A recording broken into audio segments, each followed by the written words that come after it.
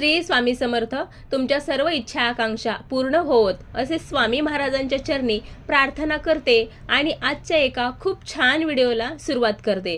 संकष्ट चतुर्थीच्या तुम्हाला खूप खूप शुभेच्छा. गणपती बाप्पा मोरया. आज बुधवार 18 डिसेंबर, मार्गशीर्ष महिन्यातील शेवटची संकष्ट चतुर्थी. या दिवशी गणपती बाप्पाची आराधना केल्याने आपल्या जीवनातील दुःख, अडचणी, दारिद्र्य नाहीसे होते. या महिन्यात आलेली ही शेवटची संकष्ट चतुर्थी आहे आणि तिला अखोरा संकष्ट चतुर्थी या नावाने देखील ओळखलं जातं. अखोरा संकष्ट चतुर्थीचं व्रत अतिशय महत्त्वाचं मानलं जातं, कारण ही संकष्ट चतुर्थी मार्गशीर्ष महिन्यामध्ये येते. मार्गशीर्ष हा अत्यंत पवित्र आणि शुभ महिना मानला जातो. मार्गशीर्ष महिन्यामध्ये येणाऱ्या प्रत्येक तिथीला विशेष महत्त्व आहे. तुमच्या आयुष्यात अनेक समस्या येत असतील तर त्या या संकष्ट चतुर्थीच्या दिवशी व्रत करून, पूजा करून त्याचं चांगलं फळ मिळवून त्या समस्या तुम्ही दूर करू शकता.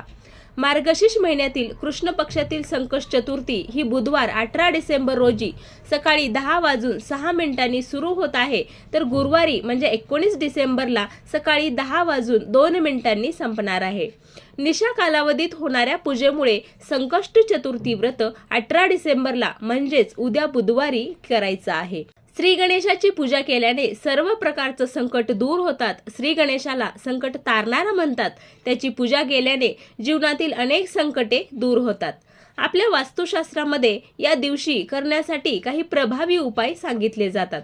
आज या व्हिडिओमध्ये मी तुम्हाला असा एक प्रभावी उपाय सांगणार आहे की तो केल्यानंतर तुमच्या जीवनामध्ये सुख समृद्धी नांदेल, तुमच्या मुलांची प्रगती होईल, पतीची प्रगती होईल, पितृदोष नाहीसे होतील.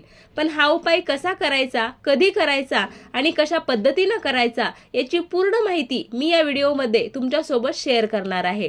तत्पूर्वी तुम्ही जर माझ्या चॅनलवर नवीन असाल तर माझ्या व्हिडिओला लाईक करा, शेअर करा आणि सबस्क्राईब करा. आणि अचूक माहितीसाठी हा व्हिडिओ स्किप न करता शेवटपर्यंत पाहत राहा. हा उपाय सायंकाळी करायचा आहे. सायंकाळी म्हणजे 6च्या नंतर रात्री 12 वाजेपर्यंत तुम्ही हा उपाय करू शकता. अगदीच तुम्हाला शक्य असेल आणि तुम्ही घरीच असाल तर हा उपाय तुम्ही सायंकाळी 6 वाजल्यापासून 9:30 वाजेपर्यंत करण्याचा जास्तीत जास्त प्रयत्न करा, कारण ही वेळ अतिशय शुभ मानली जाते आणि या वेळेला लक्ष्मी घरात येण्याची वेळ असते. तिन्ही सांजेची वेळ असते आणि म्हणून या वेळेला जर तुम्ही हा उपाय केला तर त्याचं जास्तीत जास्त आणि खूप लवकर फळ तुम्हाला प्राप्त होतं. लवकरच नवीन वर्ष सुरू होणार आहे आणि येणाऱ्या नवीन वर्ष हे आपल्याला आनंदाचं जावं, सुख समृद्धीचं जावं असं प्रत्येकाला वाटत असतं. तसेच या नव्या वर्षामध्ये आपण अनेक संकल्पही करत असतो, जसं की नवीन वर्षामध्ये एखादी गोष्ट साध्य करणार आहे किंवा ही गोष्ट मला या वर्षामध्ये करून दाखवणार आहे, असं काहीतरी आपण संकल्प करत असतो. आणि गणपती बाप्पा जे आहे तर ते तुमच्या अडचणी, अडथळे दूर करणारे देवता आहेत आणि तुमचे संकल्प पूर्ती करून घेणारे देवता आहेत. जर आपण आज संध्याकाळी आपल्या घरामध्ये हा जर उपाय केला तर तुमच्या घरामधील अनेक अडचणी दूर होतील. आणि तुमच्या घरामध्ये जर सतत भांडण होत असेल, नवरा बायकोचे असतील, आई मुलांचे असतील किंवा कुटुंबातील इतर सदस्यांचे भांडण होत असेल तर आणि यामुळे घरामध्ये जर लक्ष्मी स्थिर राहत नसेल, पैसा टिकत नसेल, त्याचबरोबर घरामध्ये सतत वादविवाद होत असतील, मुलांची प्रगती होत नसेल, घरामध्ये सुख शांती समृद्धी नांदत नसेल किंवा घरामध्ये जर आजारपण असेल, घरातलं दारिद्र्य संपत नसेल, तर अशा वेळेला हा एक उपाय तुम्ही नक्की करून बघा. गणपती बाप्पा हे सर्व विघ्न संपवून नक्कीच टाकतील. एकामागून एक घरावर संकट येत असेल, कोणतेही शुभ कार्य निर्विघ्नपणे पार पडत नसेल, घरामध्ये जर पितृदोष असेल, या सर्व अडचणी दूर होण्यासाठी हा उपाय तुम्हाला आज सायंकाळी करायचा आहे. तर घरामध्ये कापूर जाळल्याने घरातील वातावरण अतिशय सुगंधी राहते. याशिवाय घरातील नकारात्मक ऊर्जेचा देखील नायनाट होतो. घरातील वादविवाद थांबून आनंदाचे वातावरण तयार होते.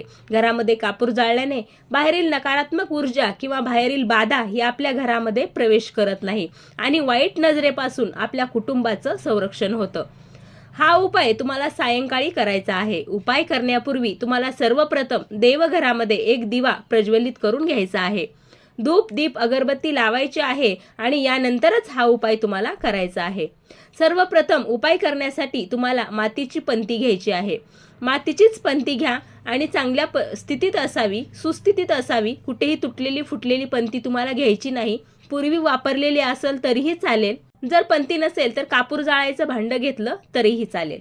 यावर तुम्हाला एक खोबऱ्याची अख्खी वाटी ठेवायची आहे, म्हणजे सुकं खोबरं. जर अख्खी वाटी किंवा सुकं खोबरं एवढं जास्त प्रमाणात नसेल, छोटासा तुकडा ठेवला तरीही चालेल. या तुकड्यावर तुम्हाला जो पांढरा भाग असतो त्यावर तुम्हाला 3 भीमसेनी कापराच्या वड्या ठेवायच्या आहेत. जर भीमसेनी कापूर तुमच्याकडे नसेल तर तुम्ही जो देवघरामध्ये कापूर वापरता तो कापूर ठेवला तरीही चालेल. त्यानंतर तुम्हाला 2 अख्ख्या फुलांच्या लवंगा घ्यायच्या आहेत. त्या 2 फुलांच्या लवंगा त्या तुम्हाला कापराच्या सोबत ठेवायच्या आहेत.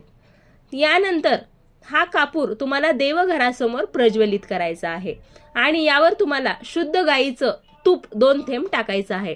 कापूर प्रज्वलित झाल्यानंतर तुम्हाला ओम विघ्नहर्ताय नमः, ओम विघ्नहर्ताय नमः, ओम विघ्नहर्ताय नमः, ओम विघ्नहर्ताय नमः असं कापूर जळेपर्यंत तुम्हाला या मंत्राचा अखंड जप करायचा आहे.